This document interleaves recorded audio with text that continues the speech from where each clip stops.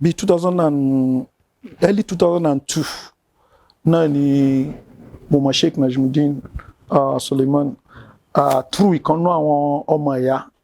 So ọmọ ìyá yìí àwọn jáde ní Fúta ni wọ́n lọ.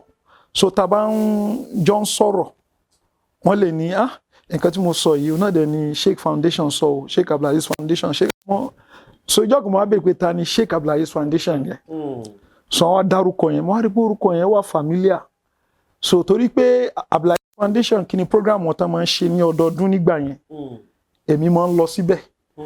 So àníyàn mi ni pé òkè nǹkan tí a tún fi broaden òyìnbó yàn àti nǹkan kan torí pé àwọn tó máa pè wá síbẹ̀ àwọn olóyìnbó ló so láti lọ síbẹ̀.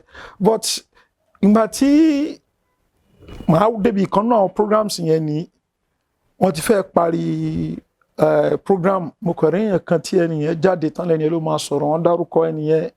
Sígbà tí wọ́n máa dárúkọ wọn mo ṣàrìpẹ́ ẹnìyẹn wé láwà ní ẹnìyẹn bẹ̀rẹ̀ lárúbáwá flow ẹ̀mọ̀ àwọn tábàjọ́ wọn bí àwọn markaz nǹkan kan mọ́ra wọn ẹni ọ̀rọ̀ lárúbáwá ni àmọ́ sábà ń kàkún.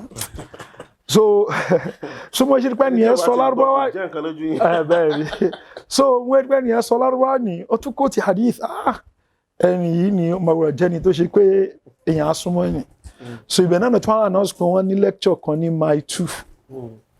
So but mo lọ bí lecture yẹn wọ́n padà wá.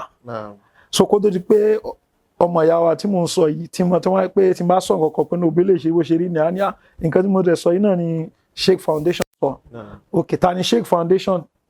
So ẹni ìlú ajé kí n mọ̀ wípé ara Abdulaziz Foundation ni Sheikh Najmudin wà. So mo pa máa wish láti meet wọn. So ibẹ̀ yẹn láti wá gbéra, that was early 2002 láti gbéra lọ sí ọ̀dọ̀ Sheikh Najmudin. But nígbà tá a máa débẹ̀ àbá wọn lé wọ́n sọ fún mi pé wọ́n léèyàn kan náà tó tún jẹ́ ẹnì kejì wọn tán jọ máa ń rìn ipe wọ́n jọ máa ń rìn pọ̀ ni. So tálẹ́ nìyẹn ó ní Ustaz Murtador Adedokun. So mo ní máa fẹ́ mẹ́ ẹnìyẹn náà. So aṣáà lọ sọ́dọ̀ títún wọn wọ́n ń gbé ìyànà pàjá. So fortunately àbá wọn lé aṣáà discuss nǹkan kan mọ́ra wọn. So inú tí wọn náà dùn nǹkan kan mọ́ra wọn ní abo mò ń gbé mo níbi tí mò ń gbé ni wọn náà dẹ̀ mọ́ wá ń ṣe wáàsí ní area ibẹ̀ yẹn o ipe ṣé mo mọ àwọn ọmọ ìyá tí wọ́n ń pè ní Dean Communications mo ní mi mọ̀ wọn. So pé mi mọ̀ wọn aláwọn ọmọ ìyá wọn pa àwọn àti Sheikh Najmudin làwọn máa ń wá síbẹ̀ yẹn wá ṣe lecture fún wọn ní Thursday ṣùgbọ́n àwọn ò ń lè make ẹ̀ gbogbo ìgbà ẹ̀kọ̀ọ̀kan làwọn